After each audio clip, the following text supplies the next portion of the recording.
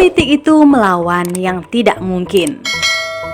Sebuah idiom politik yang selalu diucapkan para analis dan pengamat politik bahwa politik itu adalah seni meraih kemungkinan, art of possible.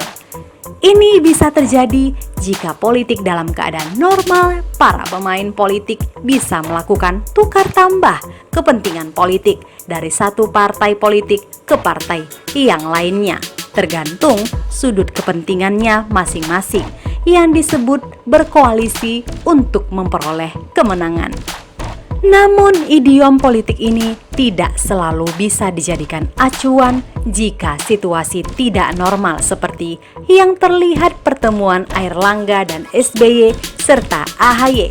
Pertemuan ini menyiratkan ada sesuatu yang mulai tidak normal dalam perkembangan politik nasional. Mengapa?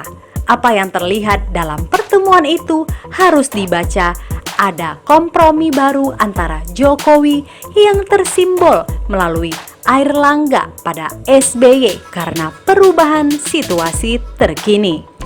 Mungkin saja isyarat pertemuan itu sebagai upaya Jokowi meredam ketegangan yang bisa saja terjadi di ujung kekuasaan.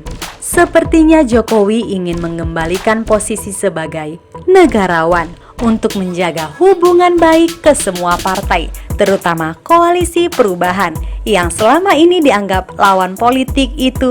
Artinya, posisi Anies mulai menguat dari tekanan politik seperti berurusan dengan KPK, termasuk juga soal gugatan kubu Muldoko ke MA soal rebutan Partai Demokrat. Tidak mungkin Airlangga bertemu SBY tanpa restu Jokowi, sementara ia juga sebagai menterinya Presiden Jokowi, sesuatu yang tidak normal bukan?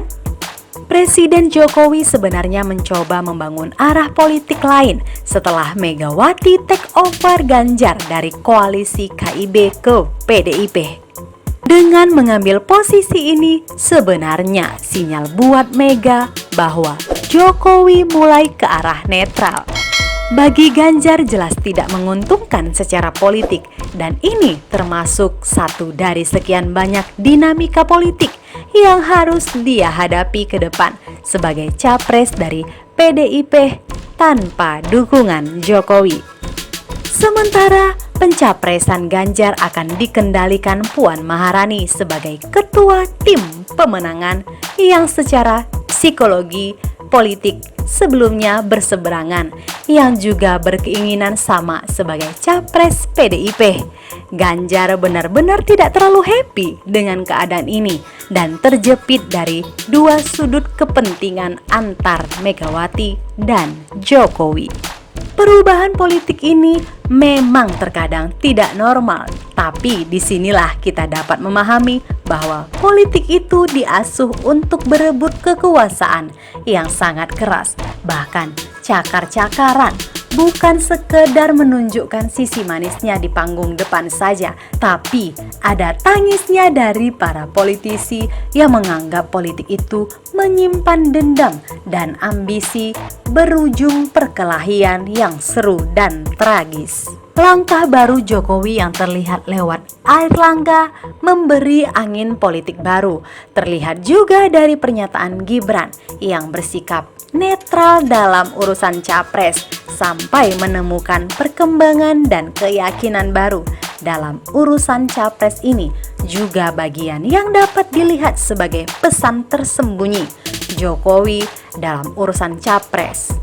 Benarlah bahwa politik itu tidak saja soal art of possible, tapi soal art attacking of impossible.